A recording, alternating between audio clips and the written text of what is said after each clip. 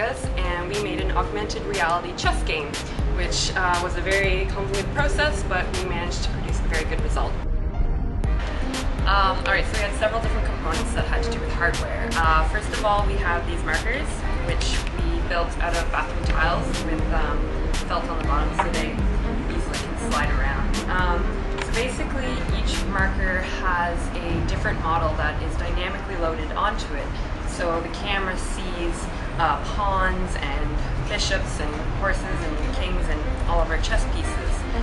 Then we have our main big pieces, which either tell the piece to become an attack or to resurrect after dying in case the user makes a stupid mistake.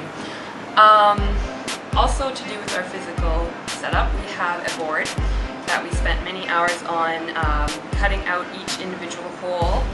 We had like a little template thing to draw on one big piece. So this is one big piece except for one smaller piece. There's a seam right here. But other than that, it's one piece and we cut out each hole, and then we have a Bristol board to put on the black squares. Also, for hardware, we have our camera, which sees the augmented reality on the computer. So we finally settled for this old school looking Logitech camera, which works perfectly and is able to see everything. Okay, so we used Goblin XNA and Alvar markers to make our game. The first thing we had to do was install Alvar and Goblin XNA onto the computer, and then we had to generate a calibration file for the camera. We tried it using a PS3i, that wouldn't work, and then we tried 3 or 4 other camera types and they wouldn't work, and finally we figured out that we had to use a Logitech camera. And then we had to generate all the different marker images. Each marker has a number, and there's thousands of markers, and what you do is you just run this program that comes with Alvar. You type in the number that you want and click enter, and it will generate the image in a folder. And you just go grab that image and print it off. And then we had to program marker collision, and the last thing we had to do was program animations so that they would be loaded onto the markers. The art for this project started with the concept art for the chess pieces. We tried to keep the designs really low poly so that the program would be really light and the pieces wouldn't look too funny when they were modeled.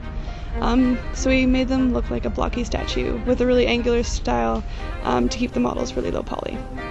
To make the user interface, it was painted in Adobe Photoshop but sketched first by hand.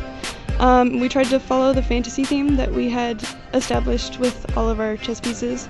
4 sections. There's a welcome and intro section with a pretty epic painting of a dragon. A setup section, which teaches the user how to use the augmented reality version of chess. An in-screen menu, which allows the user to exit the game and access the setup information. And an end screen, which is basically just shown when the user wins or loses the game. From there we moved into creating our models. A model was created in Autodesk Maya for each character, and then they were rigged. And finally 2 sets of animations were created for these models. One for the attack animation and one for the death animation.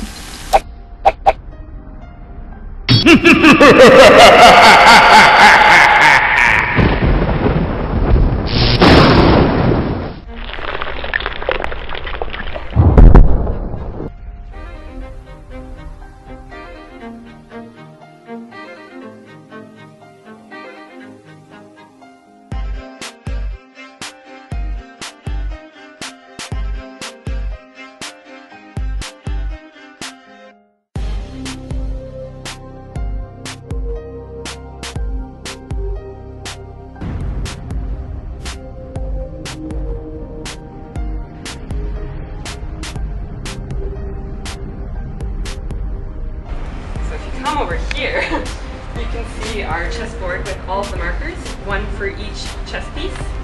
And we have a computer screen which shows what the user can see in the reality world as opposed to the physical world where it's just a chessboard with a bunch of weird markers.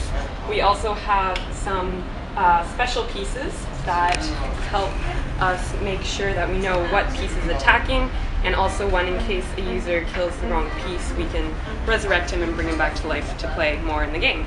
For example, we shall show a pawn killing another pawn. So you take the pawn piece and put it next to the attack zone where the piece turns to the color red to signify that it has now entered the attack mode. You bring it back to the board and then you can place it on top of the other one where one will attack and one will die. Once it's finished attacking, it will return back to its normal player mode and you can replace the piece and put the other one onto the side where it continues to stay dead and smoke. Every piece of the chess game has its own death and its own attack, adding uniqueness to the game. So there, the bishop just killed the knight. The knight is smoking, so it can be taken off the board and replaced with the bishop piece, which is now back into play. And it attacks, and the pawn dies. And then it turns back to white, which means that it is now in normal playing mode, and it can resume in the play, and the death one gets taken off the board, and it continues to die and smoke.